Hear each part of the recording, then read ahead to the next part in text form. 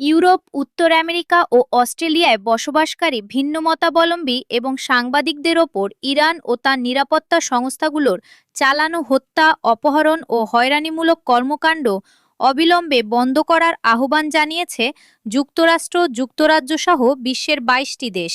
গত বুধবার ১০ জুন কাতার ভিত্তিক সংবাদ মাধ্যম আল জাজিরার এক প্রতিবেদনে এ তথ্য জানানো হয়। যুক্তরাজ্যের পররাষ্ট্র, কমনওয়েলথ ও উন্নয়ন দপ্তরের প্রকাশিত এক যৌথ বিবৃতিতে বলা হয়, ইরানের ইসলামিক রেভলিউশনারি গার্ড কর্পস বা আইআরজিসির গোয়েন্দা শাখা কুদস ফোর্স এবং দেশটির গোয়েন্দা ও নিরাপত্তা মন্ত্রণালয় বিদেশে অবস্থানরত ইরানি রাজনৈতিক ভিন্নমতাবলম্বী, সাংবাদিক, ইহুদি সম্প্রদায় এবং ইসরায়েলি স্বার্থসংশ্লিষ্ট ব্যক্তি ও প্রতিষ্ঠানের বিরুদ্ধে নিয়মিত বিভিন্ন ধরনের নাশকতামূলক ও ভয়ভীতি সৃষ্টিকারী তৎপরতা চালিয়ে আসছে। বিবৃতিতে স্বাক্ষরকারী দেশগুলো তেহরানের প্রতি কঠোর বার্তা দিয়ে বলেছে, এ ধরনের আন্তদেশীয় হুমকির বিরুদ্ধে নিজেদের সার্বভৌমত্ব, দেশ এবং জনগণকে সুরক্ষিত রাখতে আমরা সবাই ঐক্যবদ্ধ ও দৃঢ় প্রতিজ্ঞ।